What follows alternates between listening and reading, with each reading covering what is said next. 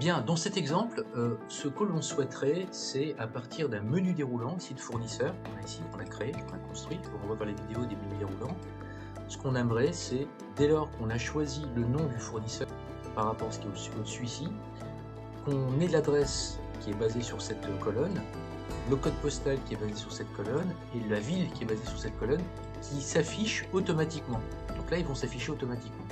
Alors là, je vais faire appel à une fonction qu'on appelle la recherche verticale, qu'on retrouve en anglais, et qu'on appelle aussi VLOOKUP, V pour Vertical Lookup, qui est une recherche verticale.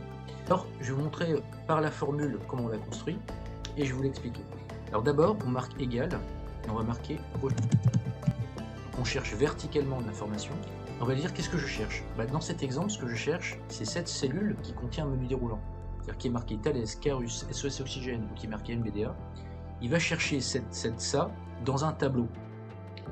Et mon tableau, dans mon exemple, il fait ici 2, 4, 5 colonnes.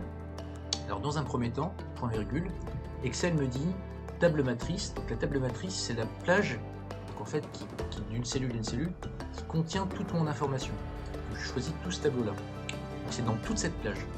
Point virgule, et là il dit numéro d'index colonne. Donc, numéro d'index colonne, c'est dans quel numéro de colonne. Donc il faut complètement oublier les notions de A, B, C, D, E, F, G pour les colonnes. Et là, il faut raisonner en numéro de colonne du tableau sélectionné. Le tableau il est sélectionné, et dans ce tableau-là, j'ai 2, 4, 5 colonnes. Très bien. Maintenant, l'adresse se situe dans quel numéro de colonne? 1, 3. Donc c'est dans la troisième colonne. Donc je tape 3. Point virgule. Ensuite, j'ai la possibilité de marquer vrai ou faux.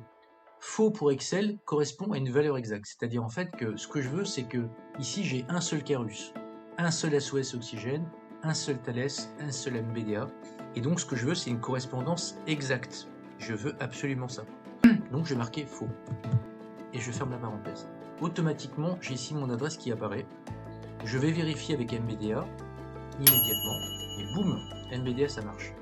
Quand on a compris comment fonctionne le système pour l'adresse, qui est en position numéro, on voit bien ici que la colonne numéro 4 correspond au code postal. Donc si je prends la même formule qui est ici, que je la copie, et que je la colle ici à l'intérieur, j'ai juste à changer le numéro de colonne et à dire que maintenant c'est la colonne 4, qui est ici. Et hop, j'ai mon code postal. Est-ce que c'est bon? Oui, c'est bon.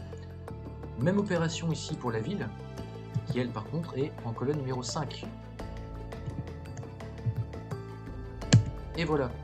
À présent, si je change de fournisseur, eh bien ça marche. Très important, point d'attention pour ce tutoriel, quand on réalise une recherche verticale, il faut absolument que ce qu'on cherche soit en première position et soit à gauche. Sinon, je vous renvoie vers une formule qui existe dans les versions notamment 365, qui s'appelle la recherche X, et qui permet quant à elle de chercher à gauche et de chercher à droite.